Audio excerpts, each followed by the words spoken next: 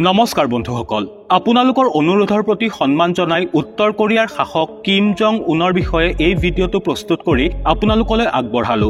আশা কৰিছো ভিডিঅ'টো চাই সকলোৱে ভাল পাব।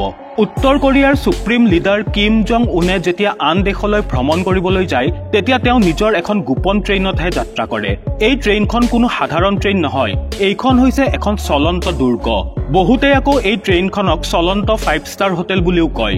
যদিও কিম নিজৰ দেশৰ বাহিৰলৈ বৰ বেছিকৈ নাযায়, কিন্তু যেতিয়াই যায় তেওঁ কেৱল এই গোপন ট্ৰেইনখনতেই লুকাই ভ্ৰমণ কৰে।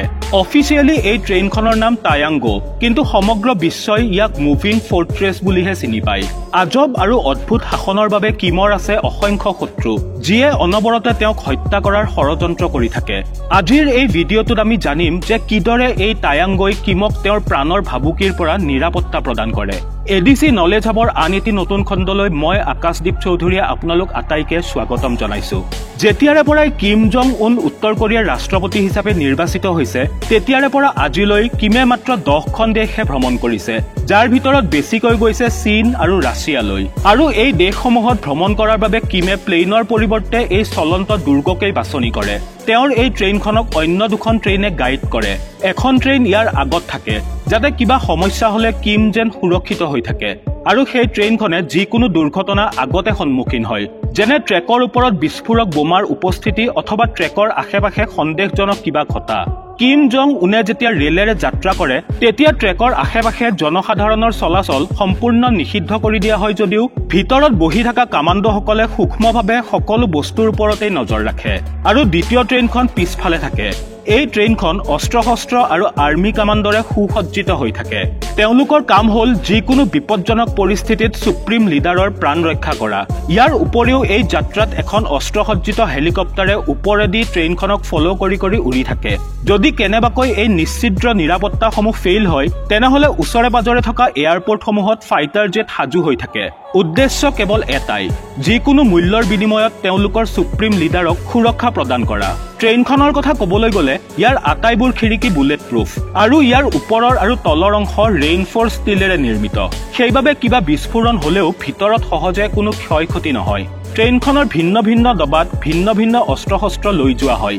আনকি আকাশমাৰ্গৰ পৰা কৰা আক্ৰমণক প্ৰত্যুত্তৰ দিবলৈ ট্ৰেইনখনত আছে এণ্টি এয়াৰক্ৰাফ্ট মিছাইল আৰু এণ্টি টেংক মিছাইল। আৰু ট্ৰেইনখনৰ দুয়োফালে এটেক কৰাৰ বাবে আছে মেচিন গান। যদি ইমানবোৰ নিৰাপত্তাও ব্যৰ্থ হয় তেতিয়াও কিন্তু কিমক হত্যা কৰা সম্ভৱ নহয়, কাৰণ এই ট্ৰেইনখনৰ এটি কম্পাৰ্টমেণ্টত এখন সৰু হেলিকপ্টাৰ সাজু কৰা থাকে, যাতে বিপদ আহিলেই কিমে কোনো সুৰক্ষিত ঠাইলৈ পলাই যাব পাৰে। কিমৰ এই ট্ৰেইনখনত এডভান্স চিকিউৰিটি চিষ্টেম থকাৰ বাবে ট্ৰেইনখন যথেষ্ট নিৰাপদ হয় ঠিকেই, কিন্তু এইবোৰৰ বাবে ট্ৰেইনখন অত্যন্ত গধুৰ হৈ পৰে, যাৰ বাবে ই মাত্ৰ 37 কিলোমিটাৰ প্ৰতি ঘণ্টা গতিবেগতহে চলাচল কৰিব পাৰে, য'ত আন ট্ৰেইনবোৰে 90ৰ পৰা 200 কিলোমিটাৰ প্ৰতি ঘণ্টা গতিবেগত চলে। আৰু কিছুমান ঠাইততো ইয়াতকৈও কম স্পীডত চলে, কাৰণ উত্তৰ কোৰিয়াৰ ৰেলপথৰ অৱস্থা অত্যন্ত শোচনীয়। যেতিয়া প্ৰেছিডেণ্ট কিমৰ ট্ৰেইনখন কোনো ষ্টেচনেৰে পাৰ হৈ যায় তেতিয়া 4 ঘণ্টা পূৰ্বেই সেই ষ্টেচনৰ সকলো লাইট নুমাই দিয়া হয়। কেৱল সেয়াই নহয়, সেই একেটা ট্ৰেকেৰে যাতে আন কোনো ট্ৰেইন আহিব নোৱাৰে তাৰ বাবে আগদিনাৰ পৰাই সেই ট্ৰেকৰ সকলো ট্ৰেইন বন্ধ কৰাৰ আদেশ দিয়া হয়। সমগ্ৰ উত্তৰ কোৰিয়াত 20টা এনে বিশেষ ৰেল ষ্টেচন নিৰ্মাণ কৰা হৈছে, যিফালেদি কেৱল কিম জং উনৰ ট্ৰেইনহে চলাচল কৰিব পাৰিব। আৰু তেওঁৰ ভ্ৰমণৰ সময়ত এই ষ্টেচনসমূহ এইদৰেই জনশূন্য হৈ পৰি ৰয়। টায়াংগোৰ এই মন্থৰ গতিৰ বাবে তাৰ গন্তব্যস্থান গৈ পাওঁতে কেইবাদিনো সময় লাগি যায়। ছেপ্টেম্বৰ 2023ত উত্তৰ কোৰিয়াৰ ৰাজধানী পিয়ংয়াঙৰ পৰা কিমে তেওঁৰ বিশেষ ট্ৰেইনখনেৰে ৰাছিয়াৰ প্ৰেছিডেণ্ট ভ্লাডিমিৰ পুটিনৰ সৈতে দেখা কৰিবলৈ গৈছিল। উত্তৰ কোৰিয়াৰ পৰা ৰাছিয়া পৰ্যন্ত এই যাত্ৰাটো আছিল 1000 কিলোমিটাৰ, আৰু এই 1000 কিলোমিটাৰ যাত্ৰা সম্পূৰ্ণ কৰোঁতে ট্ৰেইনখনৰ সময় লাগিছিল 10 দিন। উত্তৰ কোৰিয়া আৰু ৰাছিয়াৰ বৰ্ডাৰৰ কাষত ট্ৰেইনখন ৰখাই প্ৰথমে ইয়াৰ চকাবোৰ সলনি কৰা হয়, কাৰণ ৰাছিয়াৰ ৰেলৱে ট্ৰেক উত্তৰ কোৰিয়াৰ ৰেলৱে ট্ৰেকতকৈ যথেষ্ট বহল। কিমৰ ব্যক্তিগত কম্পাৰ্টমেণ্টটোৰ কথা ক'বলৈ গ'লে ইয়াৰ ভিতৰত আছে সকলো ধৰণৰ সা-সুবিধা। ট্ৰেইনখনত বহি বহিয়েই দেশ চলাব পৰাকৈ ইয়াত আছে laptop, television, fax machine, satellite phone, উত্তৰ কোৰিয়া আৰু ইয়াৰ চুবুৰীয়া ৰাষ্ট্ৰ চীনৰ মেপ। এই ট্ৰেইনখনৰ বিশেষ বৈশিষ্ট্যটো হৈছে ইয়াত থকা ৰেষ্টুৰেণ্টখন। ইয়াত সকলো ধৰণৰ খাদ্য কিমৰ ইচ্ছাৰ ওপৰত নিৰ্ভৰ কৰিয়ে প্ৰস্তুত কৰা হয়। ইয়াৰ বিশেষ খাদ্যৰ প্ৰকাৰসমূহ হৈছে ফ্ৰেঞ্চ, কোৰিয়ান, জাপানিজ আৰু চাইনিজ। কিম জং উনে তেওঁৰ যাত্ৰাত যাতে বিৰক্তি অনুভৱ নকৰে সেইবাবে তাৰো সুব্যৱস্থা কৰা হৈছে কাৰণ এই প্ৰাইভেট ট্ৰেইনখনত আছে মহিলা সিংগাৰ আৰু ডান্সাৰ আৰু কিমক মনোৰঞ্জন কৰাৰ বাবে উপস্থিত থাকে এটি বিশেষ মহিলাৰ গ্ৰুপ যি প্লেজাৰ স্কোৱাড নামেৰে পৰিচিত এওঁলোকৰ একমাত্ৰ কাম হৈছে সুপ্ৰিম লিডাৰক ব্যক্তিগতভাৱে মনোৰঞ্জন দিয়া ট্ৰেইনখন যদি কেতিয়াবা বাটত ৰবলগীয়া হয় অথবা কিমে যদি কিছু সময়ৰ বাবে ট্ৰেইনৰ পৰা নামি বাহিৰৰ পৰিৱেশ উপভোগ কৰিব বিচাৰে তেনেহলে তাৰ বাবে ট্ৰেইনৰ ভিতৰত সাজু থাকে অস্ত্ৰসজ্জিত এখন মাৰ্চেডিজ লিমোজিন গাড়ী কিমে যদি কবলৈ যোৱাৰ ইচ্ছা প্ৰকাশ কৰে তেনেহলে কিমৰ বডিগাৰ্ডে গাড়ীখন চাৰিওফালৰ পৰা ঘেৰি এইদৰে দৌৰি দৌৰি কিমক নিৰাপত্তা দি লৈ যায় এতিয়া আপোনাৰ মনত এই প্ৰশ্নটো আহিব পাৰে যে কিমে কিয় ট্ৰেইনত ভ্ৰমণ কৰি ভাল পায় আসলতে ট্ৰেইনত ভ্ৰমণ কৰাটো কিমৰ পৰিয়ালৰ এটি পুৰণি প্ৰথা কিমৰ পূৰ্বপুৰুষসকলেও অফিচিয়েল ট্ৰিপৰ বাবে ট্ৰেইনৰেই সহায় লৈছিল পিয়ংয়াঙত অৱস্থিত এইটো হৈছে কুমচুচান পেলেচ য'ত কিমৰ ককাক আৰু দেউতাকৰ দেহক সংৰক্ষণ কৰি ৰখা হৈছে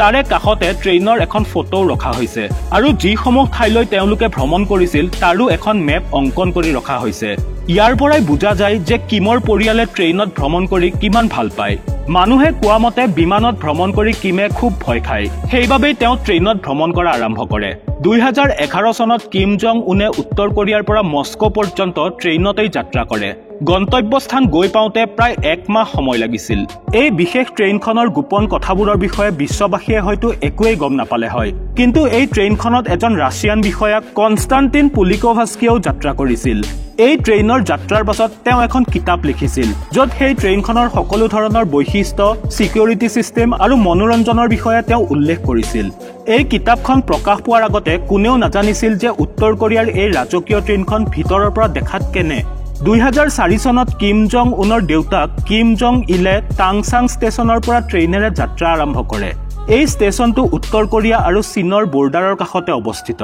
তেওঁলোকৰ ট্ৰেইনখন ষ্টেচন অতিক্ৰম কৰাৰ পাছতে হঠাৎ ষ্টেচনত এটা বিস্ফোৰণ ঘটে সন্দেহ কৰা হয় যে তেল পৰিবাহী ট্ৰেইন এখনত শৰ্ট সাৰ্কিটৰ ফলত এই বিস্ফোৰণটো ঘটিছিল কিন্তু কিমৰ পৰিয়ালে সন্দেহ কৰে যে এয়া তেওঁলোকক গুপ্ত হত্যা কৰাৰ ব্যৰ্থ চেষ্টা আছিল আৰু ঠিক এই ঘটনাৰ পাছৰ পৰাই ট্ৰেইনখনত সিকিউৰিটি আৰু অধিক কটকটীয়া কৰি তোলা হয় আনকি 2009 চনত ৰাছিয়ান ফটোগ্ৰাফাৰসকলকো ট্ৰেইনৰ ফটো তোলাৰ ক্ষেত্ৰত নিষেধাজ্ঞা জাৰি কৰা হয় ট্ৰেইনখন ৰাছিয়াৰ ভৌগোলিক সীমাৰ ভিতৰত থকা সত্ত্বেও এই নিষেধাজ্ঞা প্ৰযোজ্য কেৱল সেয়াই নহয় ট্ৰেইনখন ৰাছিয়াৰ সাইবেৰিয়া অঞ্চলৰ মাজেৰে লৈ যোৱা হয় আৰু এই অঞ্চলটো অতিমাত্ৰা ঠাণ্ডা হোৱা বাবে ইয়াত এনেও জনসংখ্যা অতি কম তাৰ পাছতো ট্ৰেইনখন পাৰ হৈ যোৱাৰ সময়ত গাঁওখনৰ লাইটবোৰ নুমাই দিয়া হয় কিম জং উনে যদি কাৰোবাক ভয় কৰে তেনেহলে সেয়া হৈছে তেওঁৰ নিজৰ দেশৰে নাগৰিকসকল ইয়াত প্ৰতিদিনে নাগৰিকসকলক সাধাৰণ অপৰাধ এটাৰ বাবেও কঠিনতকৈ কঠিনতম শাস্তি প্ৰদান কৰা হয় নাগৰিকসকলক লেবাৰ কেম্পত বন্দী কৰি ৰখা হয় কেৱল এই অপৰাধতেই যে তেওঁলোকৰ হাতত বাইবেল পোৱা গৈছিল অথবা তেওঁলোকে কোৰিয়ান কে-পপ মিউজিক শুনিছিল এইসমূহ কাৰণৰ বাবে ইয়াৰে স্থানীয় নাগৰিকসকল কিম জং উনৰ আটাইতকৈ ডাঙৰ শত্ৰু আৰু তেওঁলোকে কিমক সমৰ্থন কৰে কেৱল মৃত্যুৰ ভয়ত বহুবাৰ কিম জং উনক তেওঁৰ বডি ডাবলৰ সৈতেও দেখা গৈছে যেনে এই মিছাইল লঞ্চ অনুষ্ঠানত কিমে তেওঁৰ ডুপ্লিকেটজনৰ লগত কিবা কথা পাতি আছে এই বডি ডাবল সকল কিবা বিশেষ অনুষ্ঠানৰ সময়তহে কিমৰ কাষত থাকে আৰু যদি আততায়ীয়ে কিমলৈ এইমো কৰে তেনেহলে সিও কনফিউজ হৈ যাব যে আসল কিম জং উন কোনজন এক্সপাৰ্টসকলৰ মতে পাৰিবাৰিক প্ৰথাৰ বাহিৰেও কিমে ট্ৰেইনত ভ্ৰমণ কৰাৰ আঁৰত আৰু এটা কাৰণ আছে কিমে নিজৰ দেশৰ নাগৰিকসকলক দেখুৱাব বিচাৰে যে আমেৰিকাৰ প্ৰেসিডেন্টে জাম্বো জেটত ভ্ৰমণ কৰাৰ তুলনাত তেওঁৰ ভ্ৰমণ কিমান সাধাৰণ কিন্তু আপুনি এতিয়া এই ট্ৰেইনখন সম্পৰ্কে যিসমূহ কথা জানিব পাৰিলে উত্তৰ কোৰিয়াৰ নাগৰিকসকলে কিন্তু এই পৰ্যন্ত এই ট্ৰেইনখন সম্পৰ্কে একোৱেই নাজানে কাৰণ উত্তৰ কোৰিয়াত সোশ্যাল মিডিয়া নামৰ কোনো বস্তুৰে অস্তিত্ব নাই উত্তৰ কোৰিয়াত কেৱল মাত্ৰ কিছু সংখ্যক উচ্চপদস্থ বিষয়াইহে ইন্টাৰনেট ব্যৱহাৰ কৰিব পাৰে 2020 চনৰ এটি স্যাটেলাইট ইমেজ অনুসৰি কিমৰ আছে বহুকেইটা ৰাজপ্ৰসাদ আৰু তাত তেওঁৰ প্ৰাইভেট ৰেলৱে ষ্টেচনটো আছে আৰু তাতেই তেওঁৰ ট্ৰেইনখন লক্ষ্য কৰা হৈছে 2011 চনত ক্ষমতালৈ অহাৰ পাছত কিমে বাহিৰৰ কোনো দেশতেই ভৰি থোৱা নাছিল 2018 পৰা 2023 চনৰ ভিতৰত কিমে 4 বাৰ চীন 2 বাৰ ৰাছিয়া 2 বাৰ দক্ষিণ কোৰিয়া এবাৰ সিংগাপুৰ আৰু এবাৰ ভিয়েটনামলৈ ইন্টাৰনেশ্যনেল ট্ৰিপ কৰে যাৰ ভিতৰত 7টা ট্ৰিপ কিমে এই টায়াংগো ট্ৰেইনত ভ্ৰমণ কৰে বন্ধুসকল এটি নতুন আইন অনুসৰি উত্তৰ কোৰিয়াৰ নাগৰিকে যদি BTS মিউজিক শুনে তেনেহলে তেওঁলোকক ফুটবল খেলা ষ্টেডিয়ামলৈ লৈ আনি সকলোৰে সন্মুখত ফাঁচি দিয়া হয় বন্ধুসকল, উত্তৰ কোৰিয়াৰ সুপ্ৰিম লিডাৰ কিম জং উনৰ এই বিশেষ ট্ৰেইনখনৰ বিষয়ে জানি আপুনি কেনে পালে আমাক কমেণ্ট কৰি নিশ্চয় জনাব। ভিডিঅ'টো ভাল পালে লাইক আৰু শ্বেয়াৰ কৰাৰ লগতে চেনেলটো ছাবস্ক্ৰাইব কৰি কাষতে থকা বেল আইকনটো প্ৰেছ কৰিবলৈ নাপাহৰিব। পুনৰ লগ পাম মোৰ আন এটি নতুন ভিডিঅ'ত। আজিলৈ আহিছোঁ, ধন্যবাদ।